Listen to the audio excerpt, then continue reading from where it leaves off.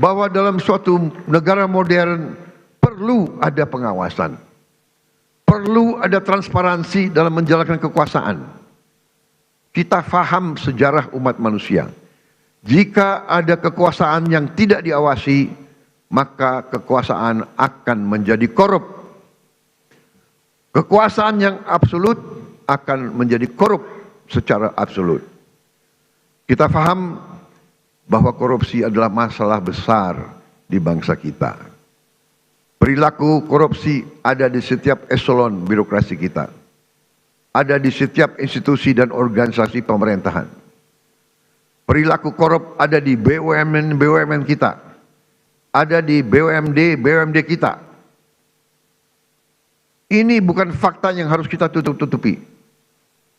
Setelah 299 hari saya memimpin pemerintahan eksekutif, saya semakin mengetahui berapa besar tantangan kita.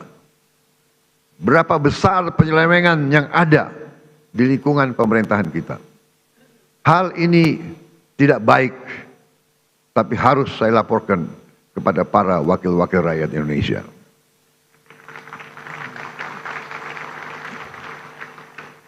Dalam pidato pelantikan saya di sini, saya sampaikan, bangsa Indonesia harus berani melihat kekurangan-kekurangan sendiri.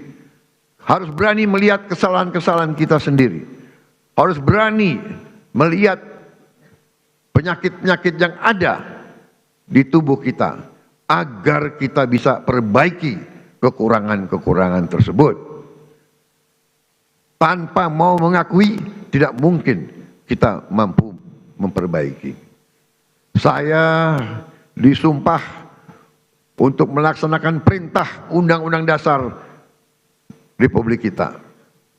Karena itu saya tidak ada pilihan lain selain memimpin upaya pemberantasan korupsi dan penyelewengan di semua lembaga eksekutif dan pemerintah. Itulah sebabnya pada awal tahun 2025 ini kami telah identifikasi dan telah selamatkan 300 triliun uang, 300 triliun rupiah dari APBN yang kami lihat rawan diselewengkan. Di antaranya anggaran perjalanan dinas luar dan dalam negeri yang begitu besar, anggaran alat tulis kantor yang begitu besar, dan berbagai anggaran yang selama ini jadi sumber korupsi dan sumber bacaan. Efisiensi ini diperintah oleh Undang-Undang Dasar kita, yaitu ayat 4 pasal 33 Undang-Undang Dasar Negara Republik Indonesia. 300 triliun rupiah kami geser untuk hal-hal yang lebih produktif dan langsung bisa dirasakan rakyat banyak.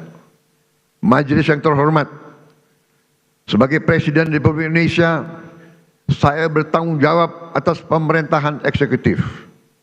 Saya berkewajiban menegakkan hukum demi keselamatan bangsa. Saat ini kita menghadapi realita terjadi kebocoran kekayaan negara kita dalam skala yang sangat besar. Kita mengalami suatu kondisi yang saya sebut net outflow of national wealth. Janganlah kita menghabiskan tenaga kita untuk mencari siapa yang salah. Kita tidak ada waktu. Kita tidak punya cukup energi untuk mencari kesalahan orang. Pemerintah yang saya pimpin harus memusatkan diri untuk mencari solusi yang tepat dan cepat atas masalah pokok ini. Ibarat sebuah badan, kalau darahnya terus mengalir keluar, maka pada suatu titik badan itu akan mati. Kalau mengalirnya kekayaan kita ke luar negeri, kita biarkan terus-menerus, kita berpotensi jadi negara gagal. Karena itu saya berkewajiban untuk mengambil langkah-langkah yang perlu, walaupun itu sulit dan juga tidak populer bagi pihak-pihak tertentu. Saya harus mengambil langkah-langkah untuk menyelamatkan kekayaan negara agar bisa digunakan untuk kepentingan bangsa kita di hari ini dan di hari esok, untuk kepentingan generasi sekarang dan generasi mendatang. Terus terang saya katakan di sini di hadapan saudara-saudara sekalian, kalau kita konsekuen menjalankan apa yang telah dibuat oleh para pendiri bangsa kita, oleh Bung Karno, Bung Hatta, Bung Syahrir, Haji Agus Salim, tokoh-tokoh generasi 45, yaitu rancang bangun, blueprint negara, bagaimana negara harus dijalankan, yang semua sudah tertuang dalam Undang-Undang Dasar 1945. Saya yakin bangsa kita akan selamat. Undang-Undang Dasar 1945 harus kita pelajari. Undang-Undang Dasar 1945 janganlah menjadi mantra, janganlah menjadi slogan, hanya di bibir kita teriak-teriak terus. Undang-Undang Dasar 1945 adalah rancang bangun yang relevan, rancang bangun yang ampuh, rancang bangun yang nyata, dan rancang bangun yang operasional untuk kita gunakan. Saya melihat ada kecenderungan dari sebagian kaum elit Indonesia, sebagian orang-orang yang memandang dirinya paling pinter di republik ini, mereka memandang bahwa pemikiran Bung Karno, pemikiran Bung Hatta, pemikiran generasi 45 tidak relevan lagi di zaman sekarang. Sudah kuno, sudah lawas untuk menghadapi tantangan abad ke-21. Menurut hemat saya, pemikiran tersebut adalah keliru. Generasi 45, generasinya Bung Karno, Bung Hatta, Syahrir, semua tokoh-tokoh itu adalah generasi yang mengalami penjajahan. Mereka mengalami imperialisme. Mereka sadar dan mereka merasakan, melihat bahwa kekayaan Indonesia diangkut ratusan tahun keluar dari Nusantara ini. Karena itu mereka menyusun rancang bangun. Mereka buat dokumen yang tidak terlalu panjang, tapi sangat eksplisit, menjelaskan bagaimana kita harus laksanakan ekonomi kita dan demokrasi kita. Saya berkeyakinan apabila kita jalankan rancang bangun yang sudah dibuat oleh para pendahulu kita, kita akan jadi negara yang kuat. Saudara-saudara sekalian, kekuatan suatu negara terletak bagaimana negara itu bisa menguasai dan mengelola kekayaan. Karena itu kita harus berani koreksi apabila kita telah mengambil langkah yang keliru. Sungguh aneh, negara dengan produksi kelapa sawit terbesar di dunia pernah mengalami kelangkaan minyak goreng. Ini aneh sekali, tidak masuk di akal sehat. Dan ternyata memang itu ternyata adalah permainan manipulasi yang tadi sudah disinggung oleh Ketua DPR, yang saya beri nama Serakah Nomex.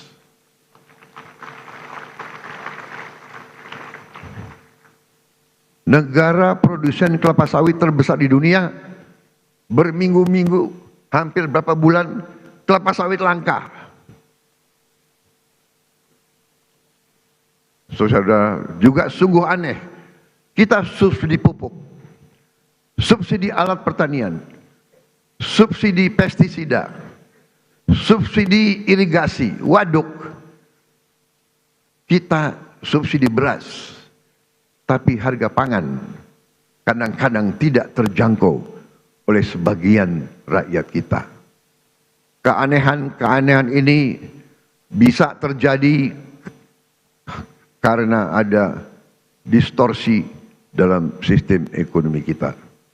adalah penyimpangan, bahwa sistem ekonomi yang diamanatkan oleh Undang-Undang Dasar 1945, terutama di pasal 33 ayat 1, 2, dan 3, telah kita abaikan. Seolah-olah ayat-ayat dalam pasal itu tidak relevan dalam kehidupan kita yang modern di abad ke-21 ini. Saudara-saudara sekalian, setelah saya pelajari secara mendalam, saya berkeyakinan Undang-Undang Dasar kita, terutama pasal-pasal yang saya sebut pasal-pasal pengaman, seperti pasal 33 ayat 1, 2, 3, dan 4, adalah benteng pertahanan ekonomi kita. Ayat 1, perekonomian disusun sebagai usaha bersama berdasar atas azas kekeluargaan. Azas kekeluargaan, bukan azas konglomerasi.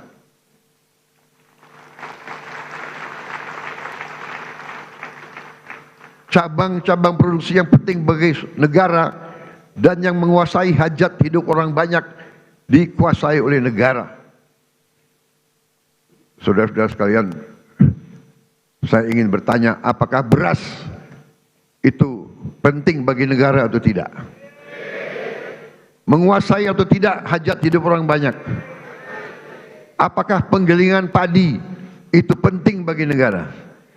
Apakah penggilingan padi itu hajat hidup orang banyak?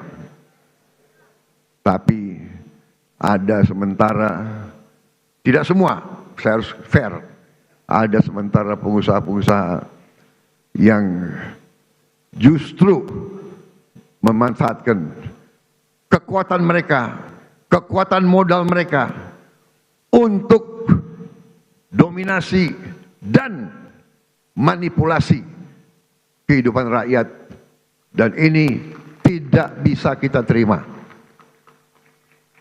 Ayat 3, bumi dan air dan kekayaan alam yang terkandung di dalamnya dikuasai oleh negara dan dipergunakan untuk sebesar-besar kemakmuran rakyat.